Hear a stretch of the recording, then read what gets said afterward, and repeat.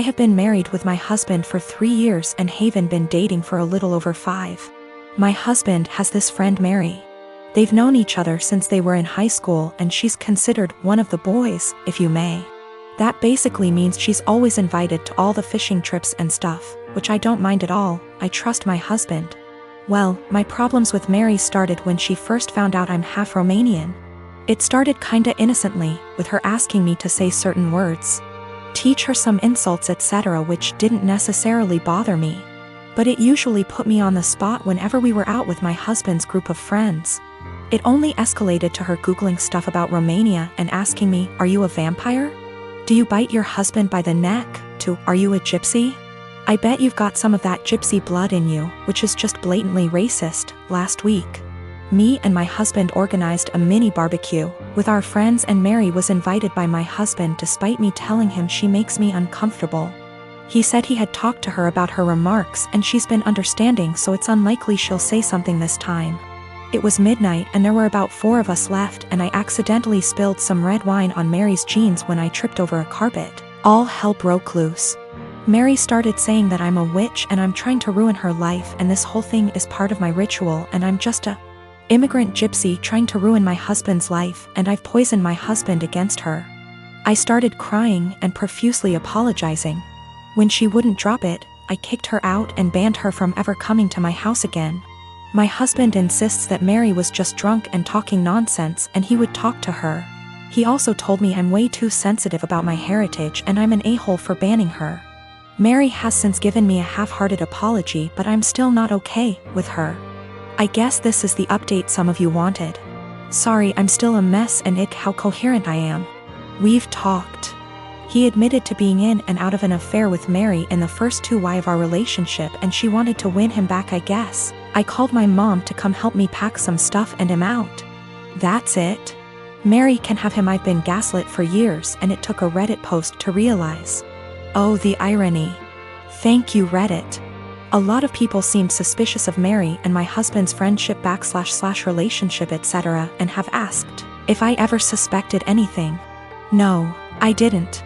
Me and my husband had, or I thought we had, a very strong relationship, based on communication and honesty. Guess it only applied to me. Also, Mary is very close with all the boys in the said friendship group. The other wives raised concerns in the past, but they've all been shut down by the boys in the group or by Mary herself. I guess I always respected their friendship group because they were very close for so long and it felt unfair to change that because of me. As far as I'm aware, the other wives feel the same. Plus Mary has been in a relationship for about 2 years and always claimed she's focusing on her career. She's too busy etc., so none of us ever saw her as a potential threat. But now it just makes me think there could be more to this story. But I'm tired. As of right now, I am just exhausted. My Romanian witch blood won't let me live until I find out the whole truth, but I need time. I am 22, female, and I work full-time at a local steakhouse-style restaurant. There's a policy with the employees regarding free food based on the length of your shift, and the other day I was working a double, which meant I got 2 free meals, one at the end of my first shift and one at the end of my second. There are a few things we as employees can't pick for our free meals due to costs, but we still have access to nearly the entire menu. Another part of this policy is that if we pick something, and one of the ingredients required is almost gone, we're allowed to keep our pick and tell the customer that we're sold out of that particular item. This applies to all sides, salads, soups, etc. Usually though, if we say we're out, we really did run out regardless of employee meal picks. Anyways, on the day that I worked my double, we were about 2 hours out from closing and I sat a couple who were on a first date. Just assuming by some things they said, plus he name-dropped a popular dating app. When they were ready to order their meals, the girl just so happened to ask for sirloin. But that was the cut I chose for my second meal and we were down to our last one. I apologized and told her that we were out, and the pouted and told me she would need another minute to decide. Her date shot me a dirty look and told me he needed more time now, too, so I went to check on my other tables. They seemed to be having a good date, laughing a lot and smiling. But they were immediately quiet and standoffish every time I checked on them, and interrupted me with, "Just the check, please," while I was asking if they'd like any dessert.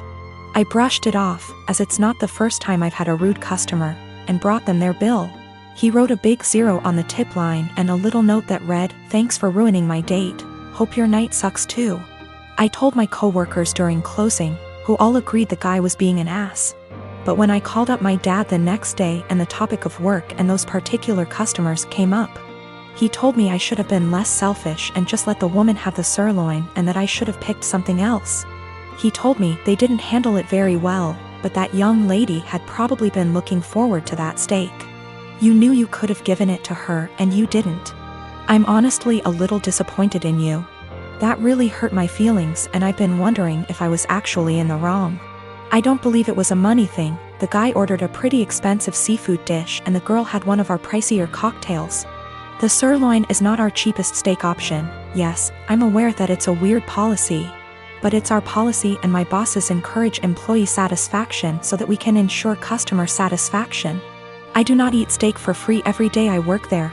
I have it once every 1 to 2 weeks. My brother and I do not get on. When we were younger he'd go out of his way to make my life a living hell. To my parents' credit they did tell him off for it when they caught him, but they both worked long hours, and didn't have the energy to deal with our arguments. This continued into adulthood.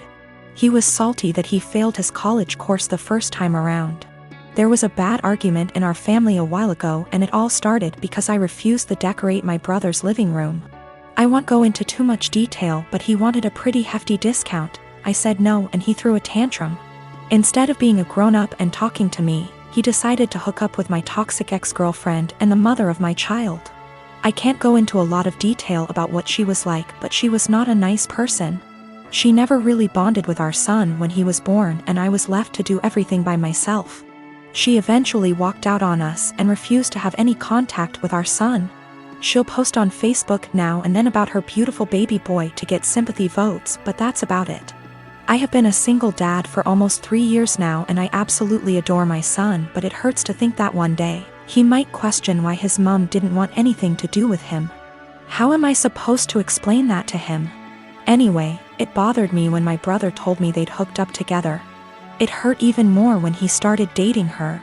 It had taken me so long to get over what she did to me and my child, and now my own brother was bringing her back into my life. Yesterday we had a family video call. Parents are high risk and we're not taking any chances. When my brother decided to announce that he and my ex were expecting, I just froze. I didn't know what to do or think. I could feel myself starting to cry a little bit and it got a bit harder to breathe. Eventually, I decided to just congratulate them and then made up some lie about needing to put my son down for a nap and left. I received a bunch of messages from my brother and his GF telling me that I stole their thunder. After I left, my parents and some other family members started worrying if I was okay, and not really focusing on their news. My uncle told me that I should have just been a man and stuck it out instead of making excuses to get out of it. After all, it was expected that our kids would be raised around each other.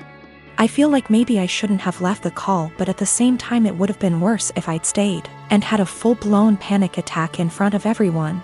Some of the family members are split and have argued that I won't be able to avoid my brother and his family forever, but others believe I was in the right to leave that situation. I don't know what to think. My parents aren't happy, but they don't have the energy to deal with all the hassle my brother would cause. They actually cut him off for a little while when he started dating my ex, but he phoned them constantly and, again, can't go into much detail, but he said he'd do something not so good. They keep him at arm's length, but I have told them not to cut contact because of me. If they want to cut contact on their own accord, then that's fine, but I do not want to be the reason that they have to deal with his tantrums. The rest of the family, for the most part, weren't happy about it but accepted it, or pretended to. When they started getting a bit more serious, my uncle, who told me to be a man, thought it was funny. That's just the kind of person he is. Not for my sake, but for the sake of my son. I don't want to put him through all that. I have this vegan coworker, we'll call her Vegan, who is very active on FB and in the office about being vegan and how cruel farming is and everything. Each to their own. I don't necessarily disagree with her views on animal cruelty, but here's the thing, I'm a hunter. Not a trophy hunter, but I do shoot feral pigs, rabbits, ducks, introduced, classified game ducks, and foxes and fish too. All except for the fish are classified as pests. Foxes especially kill native wildlife and farm animals, and farmers will often put you up on their property for free to hunt them. I have passed tests here, especially for identification of game ducks versus protected species, and practice ethical hunting. I.e. allow the animal to have a fair chase, no dogs or tracking devices.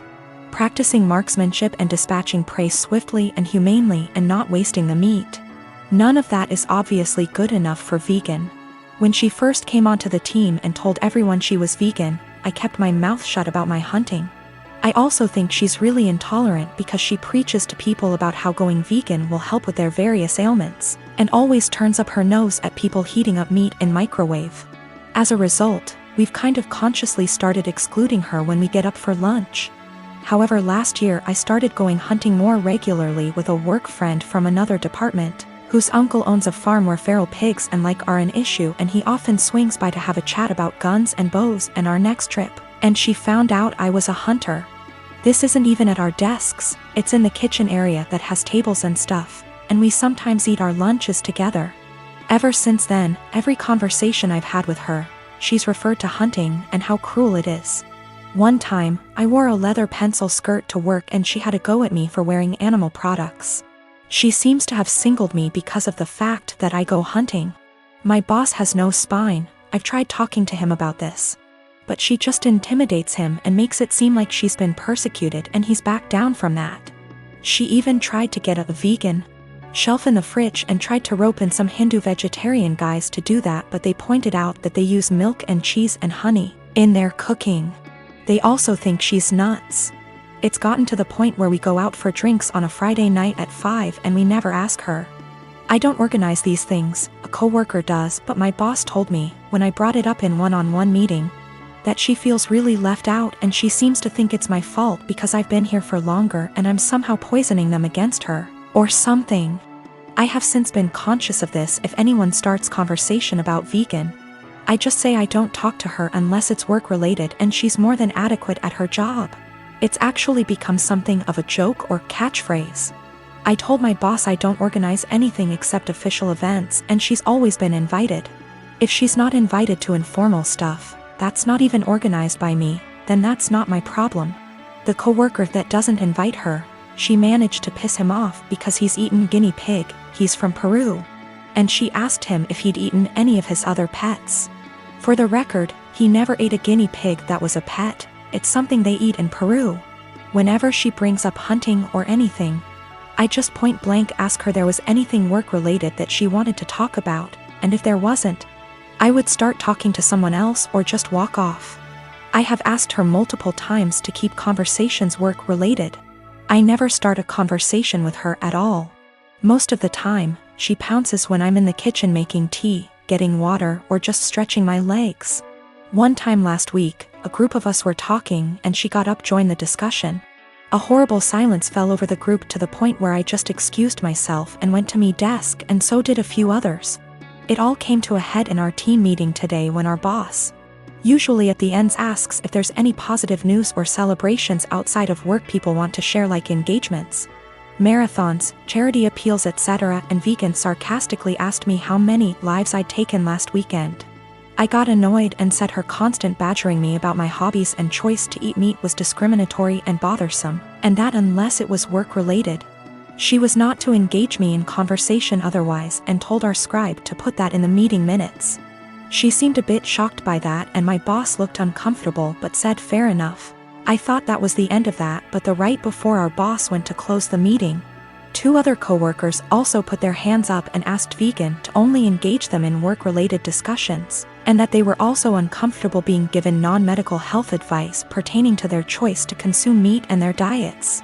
Again, boss looked uncomfortable but asked vegan to respect their wishes and closed the meeting.